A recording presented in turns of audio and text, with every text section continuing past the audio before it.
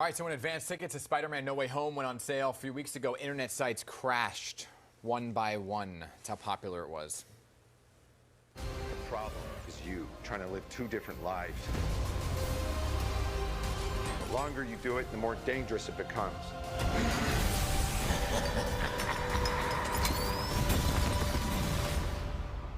Be careful what you wish for, Parker.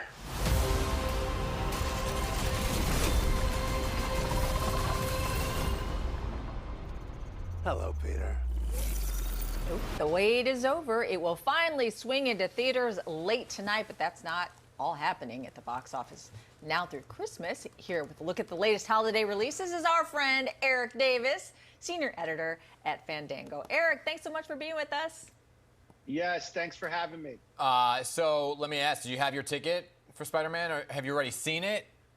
Yeah, I've already seen it. I watched it earlier this week, and Is it worth the hype? Honestly, it is so worth the hype. It is an Wow. all-timer, not just for Spider-Man movies, but for comic book movies. Like, this is Avengers level type movie here. Already seeing reports from all over the world of crowds cheering and crying, and so like this is the epic Spider-Man movie that I think everybody's been waiting for. It's targeting 150 plus million at the box office this weekend. That would be the largest opening for a film since 2019. So it's been 2 years, and it's sold more tickets at Fandango than any movie this year, even any movie throughout its entire life cycle. And Spider-Man hasn't even come out yet.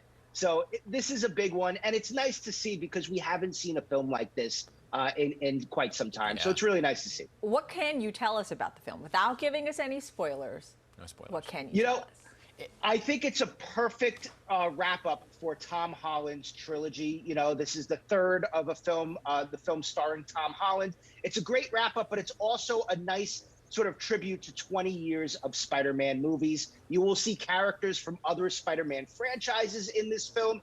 And so if you've been watching Spider-Man movies for the last 20 years with Tobey Maguire, Andrew Garfield, and all of those characters, I think you're going to have a good time. All right, yeah, all good actors. Also coming out this weekend, big movie Matrix Resurrection. Will this be Spider-Man's biggest competitor this weekend? It'll definitely be Spider-Man's biggest competitor because it's another big franchise. We haven't had a Matrix movie in quite some time. A lot of people feel like it's time to go back to the Matrix. Keanu Reeves, Carrie-Anne Moss, they return. And you also have Yahya Abdul-Mateen II. He's in there. He plays the new Morpheus. And so why is Neo and Trinity back?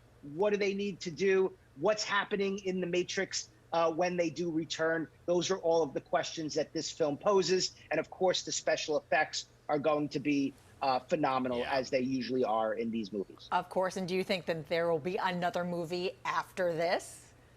You know, early in the Matrix Resurrections, they actually make reference to a sequel trilogy.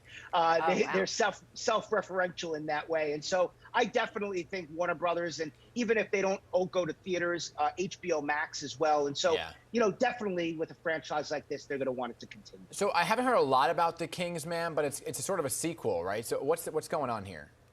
Yeah, it's actually a prequel, and this is the third film in the series of the Kingsman movies. The Kingsman, The Secret Service, The Kingsman, The Golden Circle. Okay. And so now we have this one. This one is a prequel. It goes back to the turn of the century to show the origin of the Kingsman Intelligence Service. It's got an all-new cast: Ralph Fiennes, Djimon Hounsou, Gemma Arterton. But it's really good, actually. A lot of World War I action and a lot of turn of the century action, over-the-top villains, everything that you've come to expect from a Kingsman movie, but in a different setting with different characters. I would say take a chance on it. I had a blast with it. All right, you know, we have so many movies out there. But West Side Story, it hit theaters last weekend. Do you think it's going to do better through the end of the year? Because it didn't do as well as they thought it was going to do.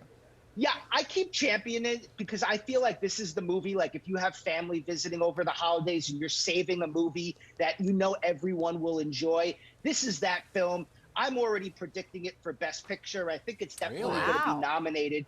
Yeah, I think it's going to be a front runner. I think it's better than the 61 version of this film. Steven Spielberg really knocks it out of the park. I think it's a gorgeous love letter to New York. And I think it does a lot of things that original film did not do, like casting Puerto Ricans in the role, having a lot of Spanish in this film. And so I think this is a West Side Story for a new generation and for future generations to I come. can't wait to see it. Eric with a K, we'll thank you so much for being here. That's OG's line, but we're stealing it. Thank you for your full recap, and happy holidays to you. Happy holidays. Take care. All right, thanks again.